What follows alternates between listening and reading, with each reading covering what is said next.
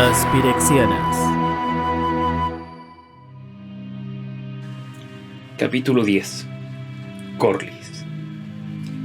El artífice principal se había perdido tantas reuniones del consejo privado que su ausencia no era ni siquiera comentada. Rusco estaba allí como su representante oficial, pero Kayla sabía que Ursa ya casi no hablaba con Rusco. El artífice principal pasaba la mayor parte de su tiempo trabajando con su nuevo aprendiz, Taurus, que había durado mucho más tiempo del que Rusco había predicho. Había un nuevo capitán de la guardia. El antiguo se había retirado finalmente a pasar más tiempo con sus caballos y sus nietos. El señor feudal había elegido a este él mismo, y el nuevo capitán reflejaba muchas de las cualidades del gobernante. Era impulsivo, decidido y activo. Patrullar las fronteras ya no es suficiente, había dicho este nuevo capitán la primera vez que subió a su posición, sino que además sostenía que los yotianos deberían asegurar una ruta a Tomakul con el fin de proteger las caravanas. El consejo privado no consideró este plan, porque patrullas armadas hacia Tomakul alentarían ataques aún más grandes de los nómadas del desierto. Miembros de la tribu Falaji estaban cabalgando hacia la marca de las espadas, que había estado relativamente libre de incursiones de este tipo desde que el señor feudal había vencido a las tribus nativas en su juventud. Yotia no tenía el poder suficiente ni para mantener sus fronteras ni para garantizar el paso seguro a la capital del desierto. Tenemos que arrancar las plantas por sus raíces, dijo el nuevo capitán. Ir al desierto, encontrar la base de los Falaji y aplastarlos. Si usted me puede mostrar dónde se encuentra y garantizarme de que seguirá allí cuando lleguemos, con mucho gusto lo intentaré. Pero el desierto es como un océano. La mayor parte está vacío y le haremos más daño a nuestras propias fuerzas que a los Falaji llevando la batalla hasta allí. El desierto es su hogar, no el nuestro. También están los ornitópteros. Podemos explorar el desierto con ellos. Sin embargo, todavía son poco numerosos, dijo Rusco. No hay más de 2 docenas en total, y el artífice principal no se fía de exponerlos arriesgadamente. Prácticamente le tuvimos que romper el brazo para convencerlo de que nos permitiera utilizarlos como exploradores a lo largo de la frontera. ¿Y qué de la búsqueda de más piedras Tran? Lenta y tediosa. Hay asaltantes en todas partes, y parecen tener la capacidad de oler a nuestras partidas de exploración. Bok y Mabok nos protejan. Los argivianos tienen el mismo problema. También han estado tratando de encontrar más piedras, pero han encontrado una fuerte resistencia. El señor feudal se acarició el mentón. Tal vez es hora de ofrecer un fuerte unido. ¿Con los argivianos? ¿Y los corlisianos también? Quizás es hora de que las naciones costeras se unan. ¿Cree usted que un frente combinado, ofreciendo paz, podría sacar a esos salvajes fuera de su desierto? El capitán escupió por un momento y luego dijo: ¿Cree que deberíamos hablar con esos salvajes? Después de todos los hombres que hemos perdido. No me está escuchando. Le pregunté si un fuerte combinado, ofreciendo paz, podría atraer a sus líderes a un solo lugar. Sí creo que lo haría. Una sonrisa siniestra pasó por su rostro. Ellos serían más propensos a aceptar esta invitación si se extendiera también a los comerciantes de Corlys, que no comparten una frontera con los Falaji, y por lo tanto no representan una amenaza inmediata. Y los corlisianos quieren hacer sus propios ornitópteros, que tanto nosotros como los argivianos tenemos. Esta sería una excelente oportunidad para ellos para obtenerlos, en caso de conseguir negociar con los Falajis. El señor feudal se rió entre dientes, y el capitán se unió a su risa, pero debido a la presencia de Kayla no comentaron la razón de su alegría. Los hombres enmascaraban sus pensamientos con una cubierta de palabras. ¿Así que estamos hablando de una paz con los Falaji? Sí. Respondió el padre con rostro sombrío de repente. Estamos hablando de paz, pero también nos aseguraremos de que se hablará desde una posición de fuerza. Se levanta la sesión. Caballero Rusco, quiero que se quede conmigo y actualice su Miró a Kayla. proyecto especial. El capitán y el senescal se marcharon hablando animadamente sobre los requisitos diplomáticos para la reunión propuesta. Kayla también se fue. Sus tacones de metal se deslizaban suavemente contra el suelo de mármol. Otra cosa había sucedido en la mesa, algo de lo que ella no estaba al tanto. Conversaciones previas habían sido misteriosamente concluidas en su presencia. Todo se reducía a una cosa, pensó. Papá estaba tramando algo. A pesar de que ella era una mujer adulta, todavía trataba de evitarle ciertos hechos duros del mundo. La muerte de su madre, los planes de su matrimonio, todo lo que oliera a secretos, batallas o sufrimiento de otras personas. A pesar de sí misma, sus pasos la llevaron hacia el horniario. Encontró a su marido y al fornido Taunos solos en la sala de la cúpula. A los estudiantes les había pedido que se retiraran temprano. Taunos estaba con el torso desnudo y doblaba una viga gruesa de té a lo largo de una línea elegante escrita con tiza sobre una pared. Kayla sabía lo suficiente como para reconocerla como un soporte del ala de uno de los ornitópteros. El fabricante de juguetes gruñó con el esfuerzo y sus músculos se hincharon cuando dobló la viga para que coincidiera exactamente con la línea de la tiza. ¡Sosténla ahí!, dijo Ursa pasando por debajo del cableado que emergía de la sección curva de la columna principal del ornitóptero. Ahora dóblala de la otra manera. Siguió diciendo Ursa. Taunos respiró profundo y giró la viga en la dirección opuesta, formando una curva en forma de S. Kayla estaba impresionada. La madera de tea era liviana, pero la viga que el joven estaba manejando tenía el grosor de su muñeca. Además, pensó, Taunos se ve muy bien con el torso desnudo. Querido, tenemos que hablar. Ursa rápidamente levantó la mano y la agitó un poco. No puedo hablar ahora. Ursa miró a su asistente. Ve. Te esperaré. Dijo Taunos con los dientes apretados. Ursa se volvió hacia su esposa. Su pelo se había puesto completamente blanco, probablemente, pensó Kayla, debido a la cantidad de trabajo que había estado haciendo. Iba vestido con la bata de cuero pesada que se había convertido prácticamente en su segunda piel con el paso de los años. Lo siento, querida, pero estoy muy ocupado.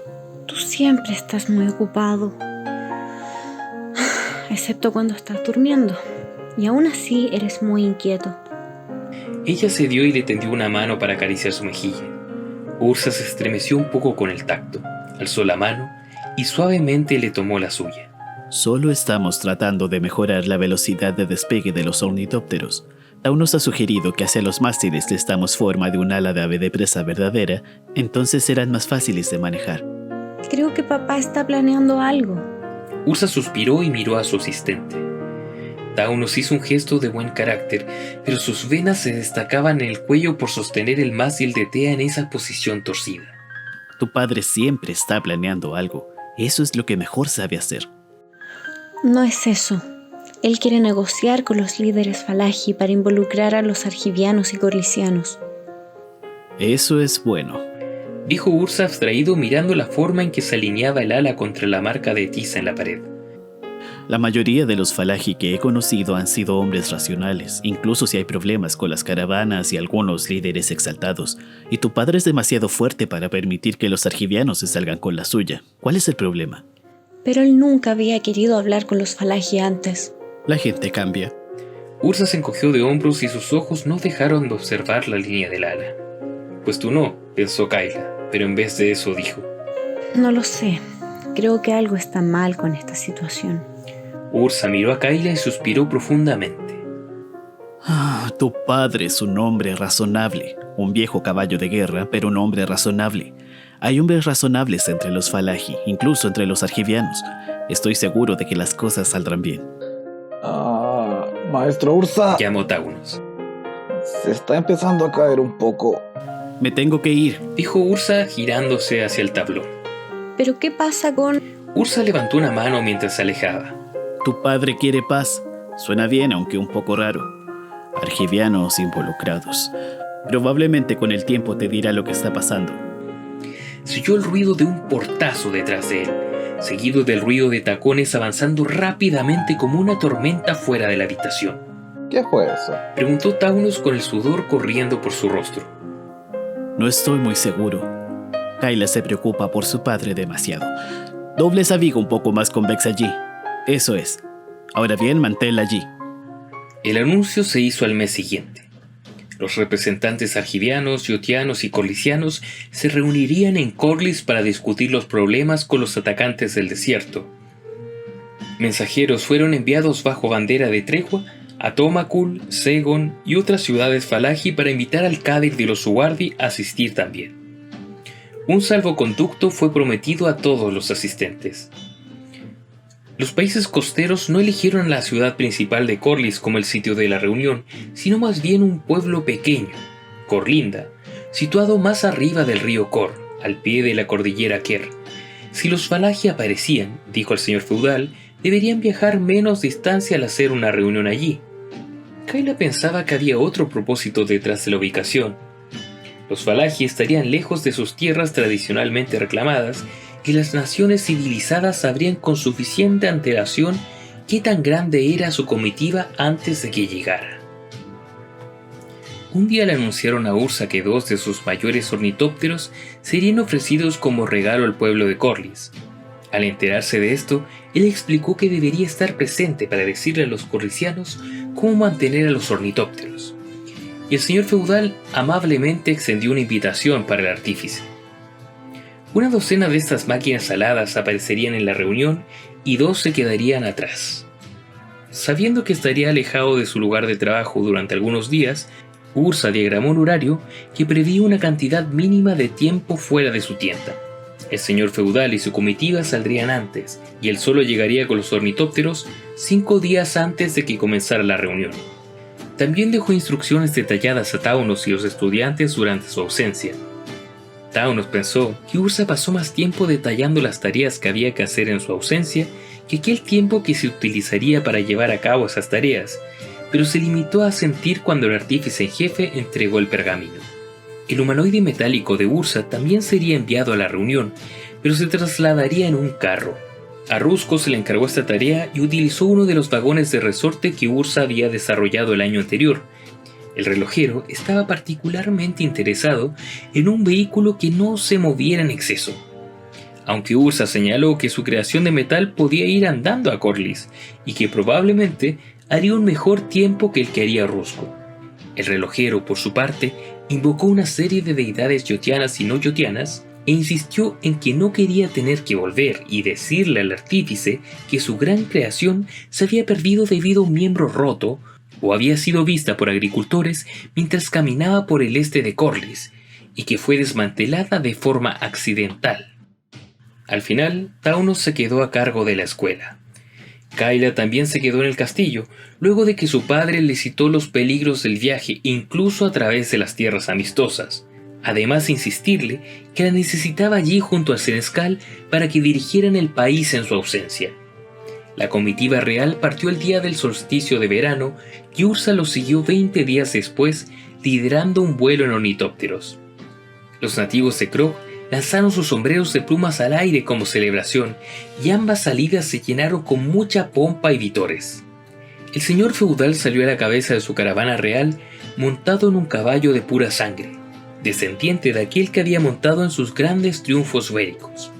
Para muchos de los nativos de Krog, así era como iba a ser siempre recordado, encima de su caballo, con su armadura completa y galopando a la cabeza de sus fuerzas. Sin embargo, incluso su salida palideció ante la celebración de la partida de Ursa y sus ornitópteros. Se había despejado gran parte del patio del palacio para la salida y durante la semana anterior, Ursa había acampado en el sitio con sus artefactos. Comprobó 2 veces cada puntal y cada viga, y se aseguró de que había suficientes piezas de repuesto para cubrir cualquier eventualidad. Taunus mencionó a Kayla que llevaban los componentes suficientes para construir un ornitóptero adicional si era necesario. La multitud empezó a reunirse mientras la semana avanzaba, viendo moverse a Ursa entre las máquinas, cotejando las cifras con Taunus, probando y volviendo a probar cables, revisando tablas y horarios. Un estremecimiento eléctrico se había apoderado de la multitud y crecía lentamente. Todos habían visto a los ornitópteros antes, eran una vista común en los cielos de Krog. Sin embargo, nunca habían visto tantos juntos a la vez. En la mañana de la partida, Kayla quiso desear suerte a su marido. La multitud observó a la pareja abrazada e imaginó tiernas palabras dichas en voz baja entre ellos. Luego Ursa dio la señal a Taunus, y éste a su vez hizo un gesto al resto de los pilotos para que prepararan sus artefactos mientras Ursa se subía a la cabina blanca de su ornitóptero. Como si fueran uno, los pilotos involucrados accionaron las piedras de poder de los ornitópteros y los dispositivos de alas grandes volvieron a la vida. Poco a poco bombearon el aire, batiendo las alas que habían sido cuidadosamente preparadas y limpiadas días antes. Una ola de aplausos se extendió por la multitud reunida. Algunos de los pilotos saludaban desde las ventanas, atrayendo otra ronda aún más fuerte de aplausos. Luego, el batir de alas se intensificó. El artefacto de Ursa, el que tenía las alas de doble curvatura, tomó un pequeño salto y de repente se alzó en el aire, tan fácilmente como lo haría un pájaro en vuelo. Los dos ornitópteros detrás de él saltaron de forma similar y se elevaron también en el aire. Entonces dos más se unieron detrás de estos en el vuelo. Sucesivamente, cada par de ornitópteros surgió desde el patio como una bandada de palomas sorprendidas. Los ciudadanos reunidos de Krog aplaudieron cuando todos se dirigieron hacia el cielo. Los ornitópteros describieron un arco largo, pausado en torno al palacio de Krog, batiendo sus alas para ganar altura, y la multitud gritó desaforadamente cuando realizaron esta maniobra. La gente agitó banderas y arrojó pequeños cohetes de humo que se habían hecho populares en los últimos tiempos. Algunos se subieron sobre las torres más altas y ondearon banderas grandes. Los ornitópteros bloquearon sus alas y las inclinaron en respuesta al grito de la población, y luego se marcharon bailando hacia el sol de la mañana. La gente los miró hasta que se perdieron de vista entre los edificios y las colinas del este, o para los que habían subido a las torres, cuando la flota de ornitópteros se habían convertido en pequeños puntos indistinguibles en el horizonte. Sin embargo, otros se quedaron viendo a la princesa, y algunos decían que tenía los ojos húmedos y que ella los secó con su pañuelo, volviéndose de nuevo al palacio con el senescal a su lado. En los días y meses que siguieron, algunos dirían que había llorado porque su marido la estaba dejando. Algunos dirían que fue porque ella había soñado lo que iba a pasar y sabía que no podía cambiarlo. Y algunos dirían que ella sabía que el final de su pequeña parte del mundo y la destrucción de Krog comenzaría en el Consejo de Corlys. Las máquinas tuvieron un desempeño notable y solo les tomó 4 días hacer el viaje a Corlinda. Ursa había ordenado a Rusco que estableciera una serie de campamentos base entre Krog y Corlinda, mientras el fabricante de relojes se encaminaba hacia el este con los carros. Todos los campamentos estaban en territorio yotiano y en terreno despejado.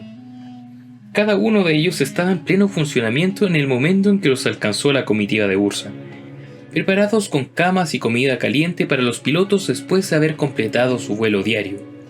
El tiempo era claro y prístino, e incluso las tormentas que azotaban regularmente la costa sureste de Tericiare parecían haber desaparecido. Ursa había planeado un día adicional de tiempo de vuelo en caso de fuertes tormentas que normalmente se desataban en el sur de Ker, pero no se presentó más que una niebla pesada proveniente de la superficie durante todo el viaje. De hecho, el problema más difícil que los pilotos enfrentaron fueron los propios yotianos. En cada campamento base, un conjunto de espectadores se habían reunido, curiosos por el artífice principal y sus poderosas máquinas.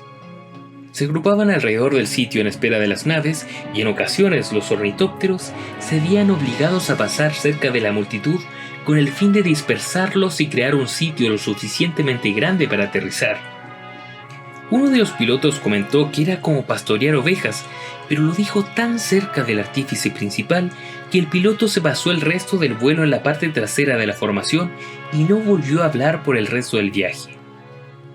Cuando aterrizaban comenzaban las peticiones de favores, en particular para realizar paseos. Ursa al principio se negó, pero los pilotos, incluso después de un día completo en los controles, estaban dispuestos a ofrecer el tiempo necesario para llevar a los niños y adolescentes en alto. Finalmente Ursa dio su consentimiento, pero dejó en claro que él no iba a dar paseos por sí mismo o permitir que alguien volara su nave blanca con las alas de doble curvatura. Los pilotos habían sido elegidos por Rusco, quien dijo que lo había hecho para ahorrar tiempo a Ursa. Eran al menos 5 años más jóvenes que Ursa y tenían un entusiasmo que el artífice no recordaba haber tenido cuando era de su misma edad. La mayoría eran conocidos por acrobacias aéreas, por empujar sus artefactos hasta donde pudieran resistir, y varios habían salvado de desagradables caídas. Ursa habría elegido a aquellos con una mejor base técnica y una calificación de seguridad más alta, pero sabía que cualquiera debidamente entrenado podría ser un piloto adecuado para un ornitóptero. De hecho, durante ese viaje, hasta el más arrogante de los jóvenes voló a nivel del suelo y se mantuvo en la formación del ornitóptero de Ursa durante todo el viaje. El sitio que había sido elegido para el consejo estaba cerca del punto de encuentro de las 3 naciones civilizadas del este de Tericiare. Se encontró un lugar adecuado para la reunión, allí donde el río Kor caía de la cordillera Kier en la primera de varias mesetas y descendía hasta el mar blindado. Ese punto también estaba conectado con una franja de tierra estéril, una franja ondulada que seguía las cumbres inhóspitas de la cordillera Kier, y que aún no había sido oficialmente reclamada por alguna de las partes en conflicto. El sitio era un campo enorme nivelado con un pabellón al aire libre construido en el centro, sobre una plataforma elevada. Otras 4 áreas para acampar rodeaban el pabellón central, una para cada uno de los asistentes. Cuando llegó Ursa, 3 lados de la plaza estaban ocupados. Los yotianos del señor feudal se establecieron en el lado occidental de la plaza. Los mercantiles corlicianos se asentaban en el sur, mientras los argivianos ocupaban la parte oriental. El espacio norte del pabellón estaba vacío y había sido reservado para los falagi, aunque nadie sabía si aparecerían. Ursa aterrizó su ornitóptero al oeste, cerca del campo yotiano. Los otros pilotos le siguieron con precisión militar. Cada ornitóptero descendió, manteniéndose un momento en vuelo haciendo presión con las alas traseras, y luego se instaló en su lugar. No había multitudes allí. No había prisa de la gente común con la esperanza de echar un vistazo al artífice principal y sus pilotos. Los yotianos ya estaban familiarizados con los ornitópteros, y los representantes de las otras 2 naciones fingían desinterés por razones puramente políticas. Ursa se decepcionó, pues tenía la esperanza de encontrarse con alguno de los antiguos alumnos de Tocasia entre la delegación argiviana. Estos variaban desde hombres comunes a burócratas y diplomáticos con fuertes conexiones con el rey de Argivia. Sus políticos consideraban que los estudiosos de artefactos y aquellos nobles que los apoyaban sostenían puntos de vista diferentes en la cuestión de los falagi, es decir, que el desierto debía ser libre y abierto a la exploración argiviana. La corona, aunque débil, sentía lo contrario. Argivia debía terminar donde las montañas crecían salvajemente y sin agua, y los falagi debían contentarse con los caminos de su desierto. Como la corona decidió quién iba a ir a Corlinda, todos los argivianos enviados eran aislacionistas por naturaleza, con la esperanza de obtener un tratado rápido, reconocer las fronteras y regresar a casa de forma segura. El señor feudal se irritó visiblemente por la presencia de estos delegados. Los argivianos también habían traído sus propios ornitópteros, pero estos eran de diseño primitivo, no mucho más avanzados de las construcciones que Ursa, su hermano y Tocasia habían extraído del desierto muchos años atrás. Ursa se enteró por los pilotos argivianos que la corona había puesto una demanda sobre todos los salvajes del desierto, ya que se habían apropiado de la mayor parte del legado del Tocasia. Las casas nobles siguieron cavando y explorando el desierto, pero muchos ya no le decían a la corona lo que encontraban realmente allí. Los corlicianos eran puramente comerciantes. El consejo de gobierno de esa nación había descansado en manos de los gremios por muchas generaciones. El señor de turno del consejo era una mujer corpulenta. Su opinión, y la opinión de los comerciantes engalanados asistentes, era que sin duda negociarían hasta estar seguros de que las rutas de comercio a Tomakul estarían libres de toda molestia. El señor feudal parecía tolerarlo solo un poco más que los argivianos. cada uno de los países civilizados trajo su propia guardia de honor. La de Yotia era la fuerza más grande de todas. La de Argidia era la de la armadura más ornamentada y la de Corlys era la mejor equipada, ya que sus mercenarios se beneficiaban con el comercio. Ursa se retiró hacia su propia tienda de campaña, donde ya estaba Rusco desembalando su humanoide de metal. El viaje no había sido amable con el artefacto, y algo se había soltado en uno de sus tobillos. Ursa pasó la primera noche y parte del día siguiente ajustándolo de modo que la criatura mecánica estuviera en condiciones de operar a tiempo para la ceremonia de apertura. La apertura empezó sin la presencia de los Falaji. Se hicieron las presentaciones oficiales. Se habló mucho sobre la cooperación entre las naciones, la mayor parte en el curso de una gran fiesta en el pabellón central durante la primera noche. Los Falaji no aparecieron durante el día y ninguno de los escoltas informó alguna señal sobre ellos. Ursa pasó la mayor parte de ese día vestido con un traje de cuello alto y exuberante, que había sido usado tan solo una vez, en su nombramiento oficial como artífice principal. La túnica era de color rojo fuego con ribetes blancos y cubría su cuerpo desde el cuello hasta los tobillos. En el calor del verano de esta zona montañosa, era una tenida insoportable, y el único consuelo de Ursa fue que el traje oficial de la mayoría del resto de los presentes parecía aún más incómodo. El segundo día vino y se fue de manera similar, y para el final de esa jornada la alianza de las tres naciones costeras ya estaba a punto de deshilacharse. Los representantes del rey argidiano se negaban a admitir que hubiera cualquier clase de incursión argidiana en el territorio Falaji. Sin embargo, el rey tenía un excedente de piedras de poder funcionales que estaba dispuesto a utilizar como moneda de cambio para comprar el acuerdo entre los corlisianos y yotianos. El señor feudal se sintió insultado por un soborno tan descarado, pero sabía que tanto su país como los comerciantes necesitarían utilizar esas piedras Tran.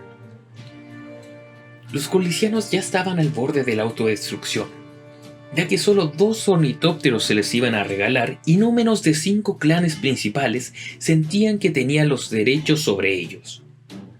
Palabras tensas amenazaban en transformarse en disputas abiertas, y para el final del segundo día todas las delegaciones cenaron en sus propios pabellones.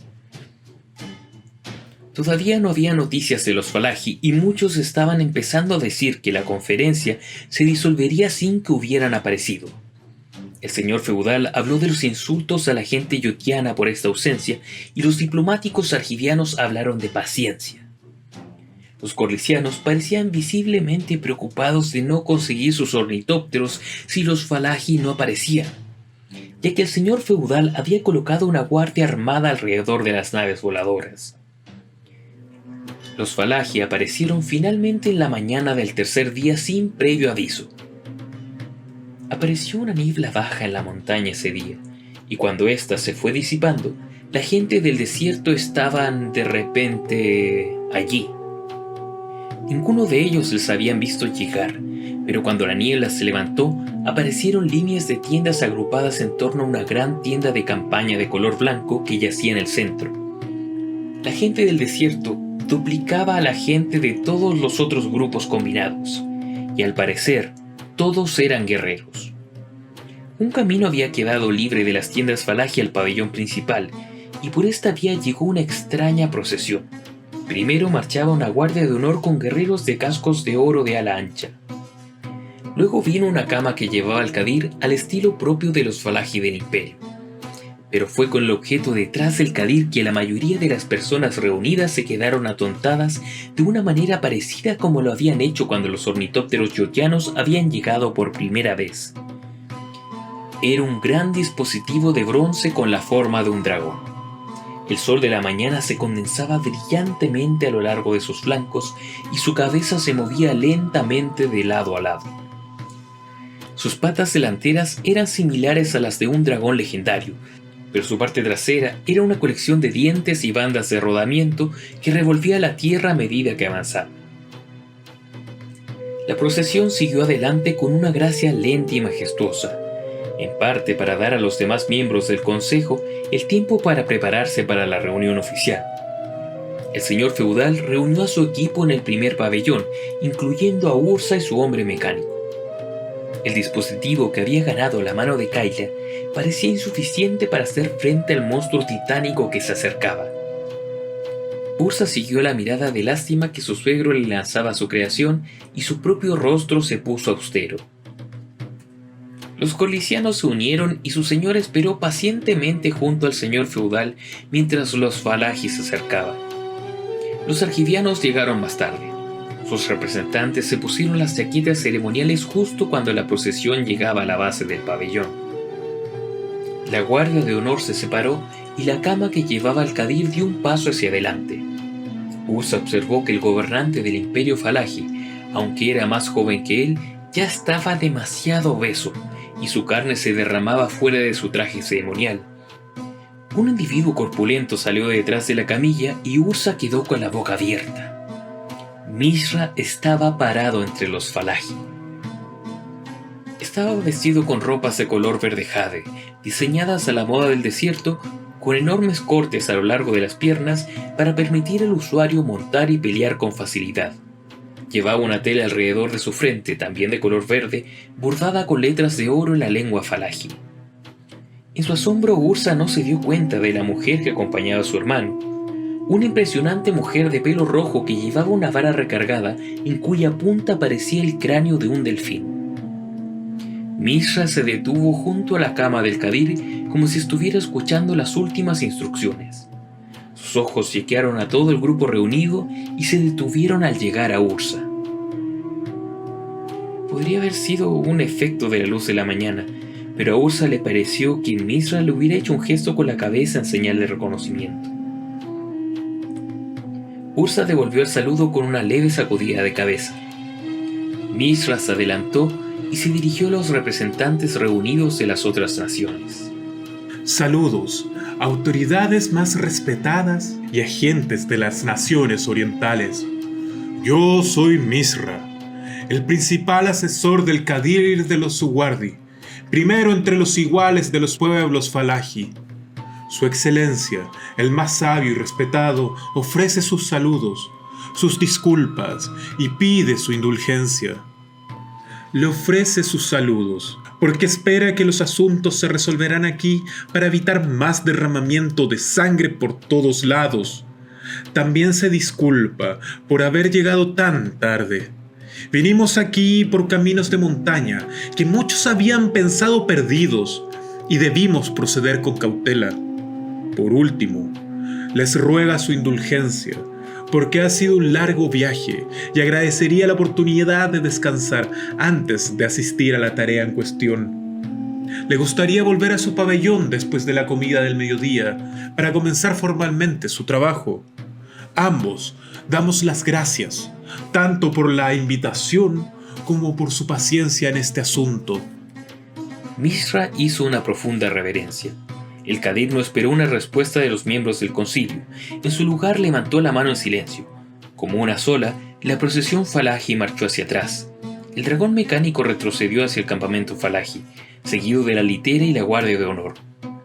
Mishra y la mujer se quedaron detrás, pero el joven de cabello oscuro se quedó el tiempo suficiente para mirar por encima de su hombro. Ursa gritó: ¡Hermano! Y dio un paso adelante, lejos del resto de su delegación. Podía oír a los demás delegados estallando de pronto en un murmullo de chismes. Miró hacia atrás y vio al señor feudal mirándolo severamente. Rusco estaba al lado del gobernante y le susurró algo al oído. El líder yutiano asintió con la cabeza y Ursa se volvió hacia su hermano. Al instante, Mishra se dio la vuelta por completo. La mujer junto a él apretó su equipo entre sus manos, pero el hermano más joven levantó la mano y la despidió también. Ella dudó un momento y luego se volvió y siguió al resto de los Falajis en retirada. Mishra se quedó rígido como una estatua mientras Ursa descendía de su pabellón. El hermano menor no extendió su mano, sino que más bien estaba tranquilo con las manos cruzadas delante de él. Ursa se detuvo a unos metros de distancia y asumió una posición idéntica. Hermano, dijo Mishra. Un largo silencio creció entre ellos, y cada uno estudió al otro. A Ursa, Mishra le pareció más curtido, bronceado y musculoso que la última vez que lo había visto. A Mishra, Ursa le pareció más delgado y viejo que antes. El hermano menor notó pequeñas líneas que ya estaban creciendo alrededor de los ojos de su hermano mayor. La piel de Ursa era del color pálido de los habitantes de ciudad.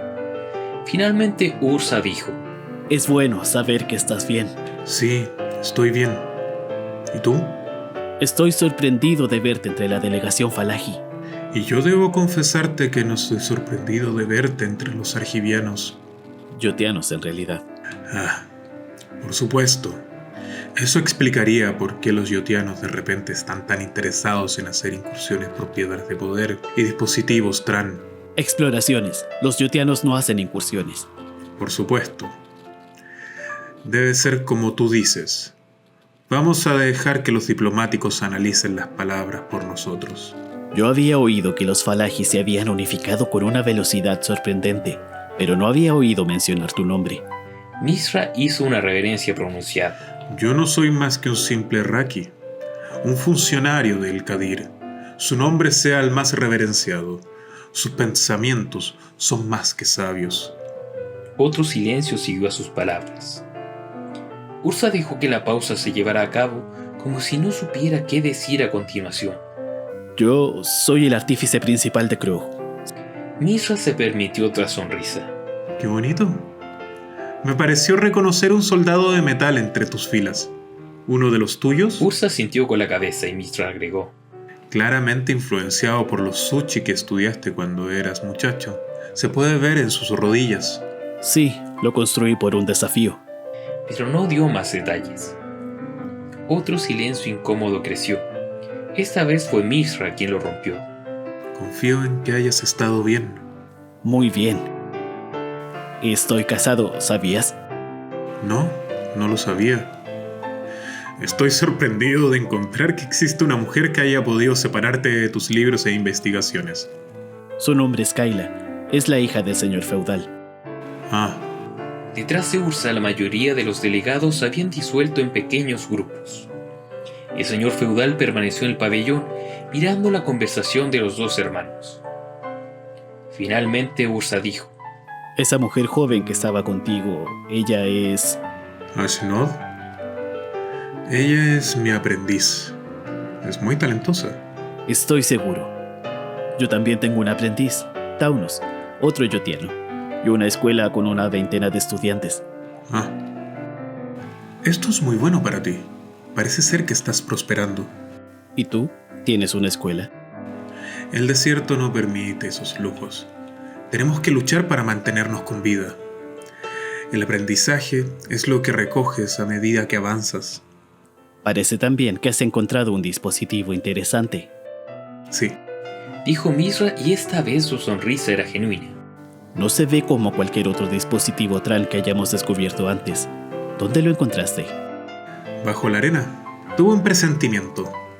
Solo vino hacia mí. Siempre tuviste un talento para esas cosas. Tal vez más adelante me contarás toda la historia y me harás el favor de darme una oportunidad de verlo. He hecho algunos cambios en el ornitóptero original de Tocasia. Me gustaría mostrártelos. Me gustaría mucho. Más tarde, tal vez, cuando esta conferencia se haya resuelto. Hizo una profunda reverencia y retrocedió un paso, bajando la cabeza para indicar que la conversación había terminado. Ursa dio media vuelta. La piedra del poderío alrededor de su cuello se sentía pesada. Él tocó la piedra y luego se volvió. ¿Mishra? Mishra miró hacia arriba. Su mano estaba tocando la bolsa sobre su pecho. Sí, hermano. Es bueno verte de nuevo. Y a ti. Después de que todo esto termine, tenemos que hablar tú y yo de lo que hemos estado haciendo, sobre el pasado. El pasado existe a nuestro alrededor. La única pregunta es si hemos elegido sacarlo a la luz o no. El señor feudal llamó a Ursa rápidamente cuando éste regresó al campo de los argivianos. Cuando el artífice entró en la tienda del señor feudal, el gobernante estaba sentado en su silla de campo, acompañado por el capitán de la guardia y Rusco. ¿Tu hermano Falaji? Mi hermano no es Falaji, pero sirve a su Qadir como yo le sirvo a usted. ¿Por qué no me lo dijiste? Hasta hoy yo ni siquiera sabía que estaba vivo. Ya veo. Dijo el señor feudal recostándose en su silla de campo. Rusco, observando en silencio a su lado, se dio cuenta a lo que se refería el gobernante, algo que Ursa no necesariamente captó. Los enemigos del señor feudal tenían un aliado que era obviamente tan talentoso como su yerno. El sabor de esta revelación era amargo. ¿Qué ha estado haciendo con ellos? No lo sé. ¿Cómo acabó con ellos? Sus pies daban patadas sin descanso en el taburete frente a él. No lo sé. ¿Qué puede hacer ese monstruo mecánico? Preguntó el señor feudal. Su voz comenzaba a elevar el tono y Rusco sintió que la temperatura en la tienda cada vez era más caliente. Hemos hablado de ello solo brevemente. El señor feudal se mordió el labio inferior. Sus dedos salieron manchados de sangre. Acá hay una que espero que puedas contestar. ¿Puedes construir uno igual? Probablemente. Sí, tengo la oportunidad de examinarlo. Mishra dice que lo encontró en el desierto, pero es mucho más avanzado que cualquier otro dispositivo Tran que haya visto. Yo no creo que sea Tran en absoluto. Tenemos las patrullas recorriendo la arena por piedras, y su hermano encuentra un gigante mecánico antiguo completamente funcional.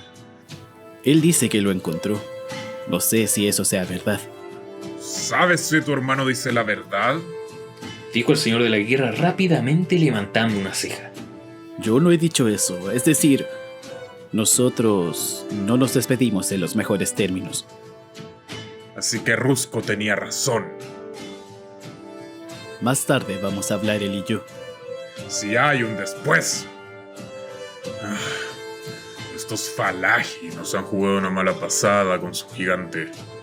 Estábamos preparados para mostrarle nuestro poder, mostrarles nuestros ornitópteros y al hombre mecánico.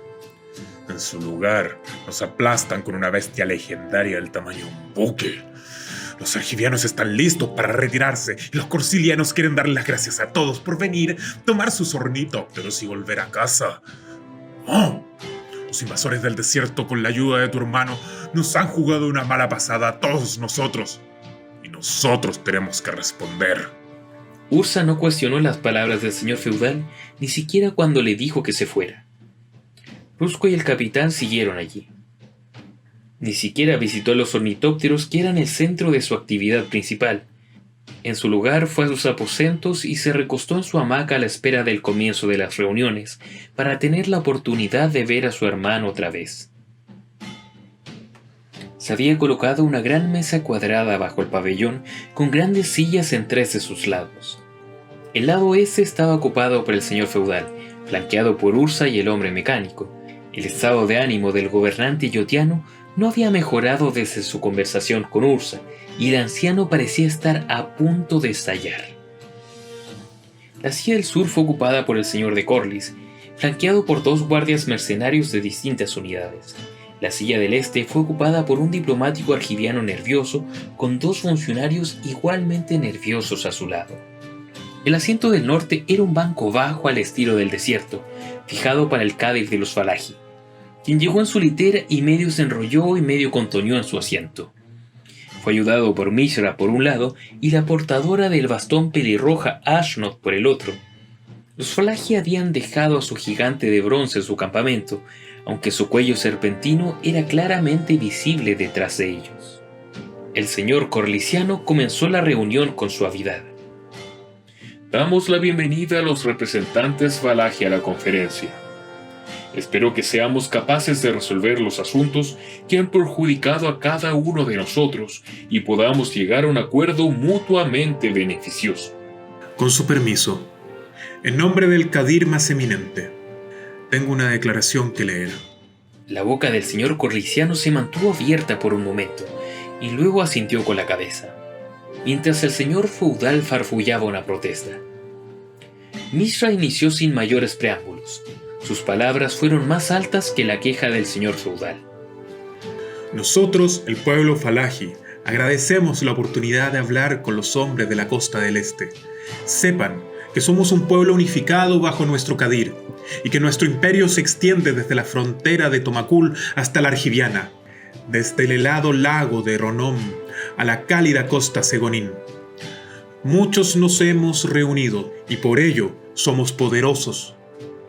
Más allá de lo que se decide en esta conferencia, debemos dejar claro que nuestro objetivo final es recuperar toda la tierra que le pertenece al pueblo Falaji y proteger esa tierra y los recursos que contiene de todos los invasores, incursores y futuros conquistadores.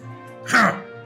No es un mal discurso por una raza de invasores, incursores y futuros conquistadores. La gente de Tomakul y Segon, ¿están de acuerdo con estas declaraciones?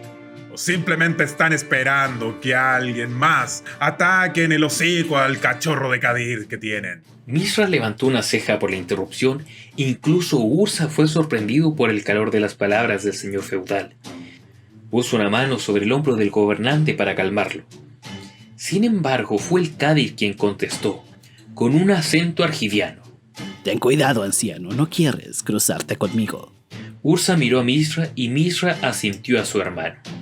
El Kadir había aprendido argiviano de Surraki y sabía lo suficiente para darse cuenta cuando estaba siendo insultado y cómo responder con la misma moneda.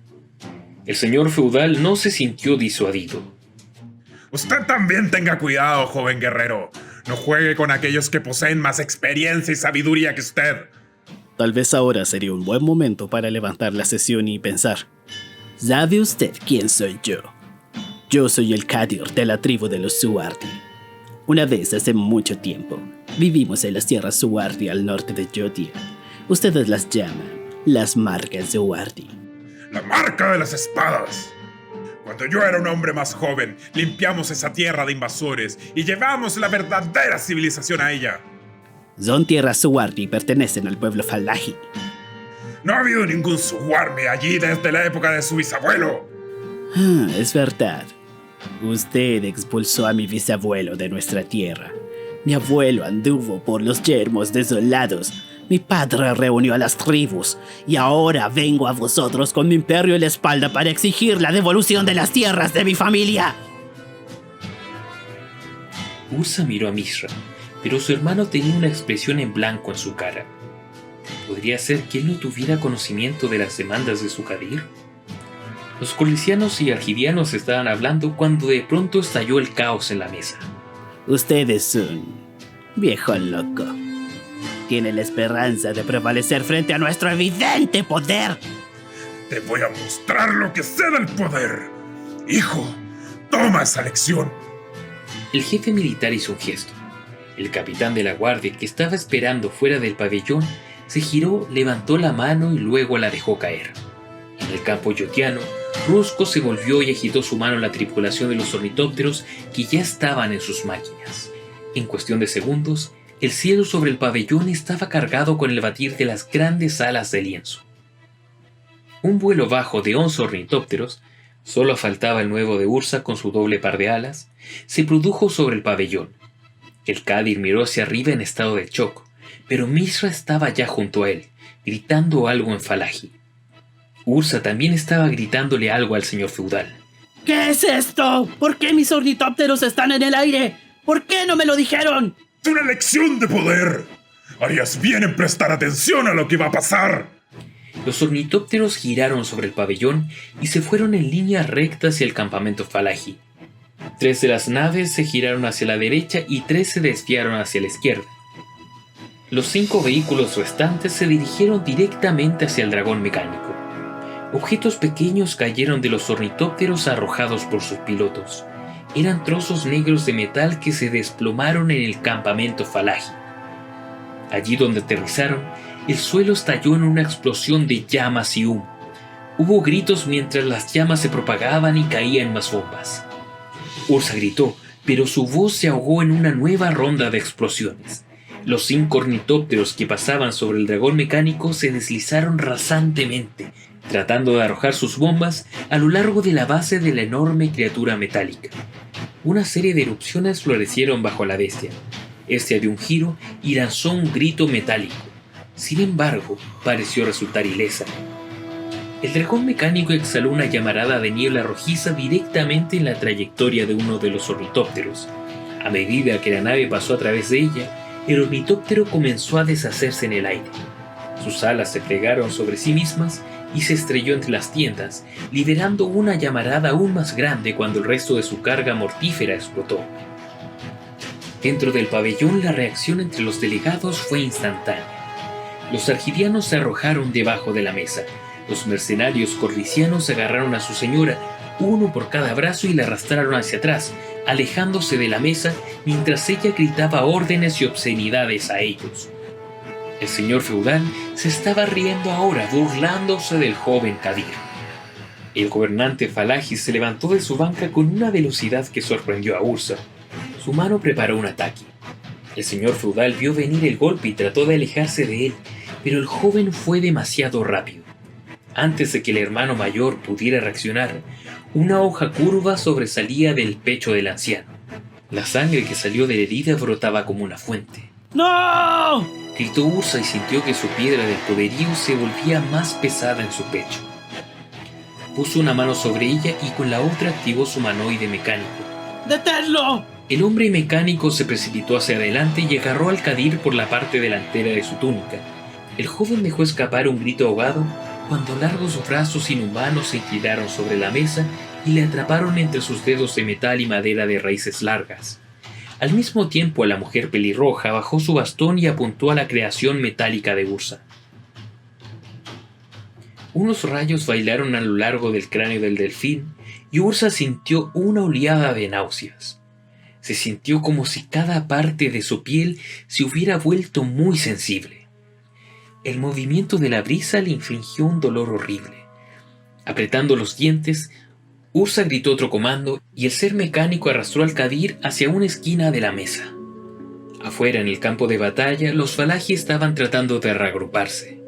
Mizra había dado señales a su dragón mecánico y ahora el cuello de la bestia serpentina esquivó y salió corriendo entre los ornitópteros aéreos. Cogió a uno y lo arrojó al suelo. Sus alas de lona se prendieron fuego instantáneamente. Sobre el terreno, las tropas yotianas se lanzaron a la carga tratando de matar a cualquier Falaji que quisiera escapar de los bombardeos. Algunos de los mercenarios corlicianos se unieron a ellos en el asalto. Ashnod gritó y Mizra se giró para ver que el Kadir seguía en las garras del hombre de metal. Se giró hacia el dragón de vapor y señaló un último comando. Este se deslizó con sus ruedas para hacer frente a Ursa y su creación mecánica. Mizra tomó una fina bolsa oculta alrededor de su cuello y un poder ondulante verde se filtró entre sus dedos, concentrando ese poder en el artefacto de Ursa. Ursa recibió parte de esas energías y se tambaleó. La creación mecánica se vio afectada en gran medida. Chispas bailaron en sus articulaciones y el vapor comenzó a filtrarse por debajo de su rostro enmascarado. Sus dedos se aflojaron, dejando caer al Kadir agarrándose el cuello con dificultad para respirar. Ashnod gritó algo y Mizra asintió con la cabeza. De repente, la parte norte del pabellón se hizo añicos cuando el dragón de vapor arrasó en su camino la plataforma elevada. Ashnod bajó la vara y su poder se extinguió, guardándola bajo uno de sus brazos. Con el otro agarró al Kadir y lo arrastró hacia el artefacto mecánico como si no fuera más que un títere. Ursa sintió disminuir el dolor y centró su piedra del poderío en su creación de metal. ¡Mizra! ¡Tenemos que parar esto! Nos has traicionado una vez más, hermano. Ursa empezó a responder. ¡Yo no sabía! Pero la presión entre la piedra del poderío y la piedra de la debilidad resultó ser demasiada para la bestia mecánica entre los hermanos. Esta explotó en la cintura. El torso giró alrededor de su eje central y su cabeza estalló en llamas. Ursa gritó cuando las llamas la envolvieron. Lo último que vio fue a Mizra correr hacia su dragón de vapor, el cual estaba envuelto en una corona de humo por las bombas de los ornitópteros. Los buscadores encontraron a Ursa en el pabellón destrozado, sosteniendo el cuerpo sin vida del señor feudal. Las piernas y las caderas destruidas de su humanoide mecánico seguían a su lado.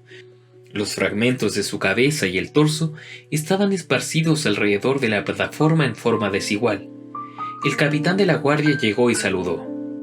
El enemigo está en plena retirada, señor. Hemos infligido fuertes bajas a las tropas Falaji con pérdidas mínimas a las nuestras. Perdimos 4 ornitópteros en el ataque. Varios de los mercenarios corlicianos se unieron en el asalto y quieren ser remunerados por su contribución. Los argivianos ya han huido, sin desenvainar ni una espada. Ursa miró a la cara pálida y tranquila del capitán mientras el soldado continuaba. El líder del enemigo y su hermano han escapado con su artefacto a las montañas. Los buscaremos con el resto de los ornitópteros. Ursa dijo algo en voz baja que el capitán no pudo oír. ¿Perdón, señor? Yo solo pregunté por qué. Dijo Ursa tristemente mirando la cara del señor feudal. ¿Por qué hizo esto? Ha oído al diablo Falaji. Ellos querían invadir Jotia para recuperar la tierra que perdieron hace varias generaciones. Así se comportan en el desierto, llevando rencores por generaciones. No. Él estaba preparado para esto.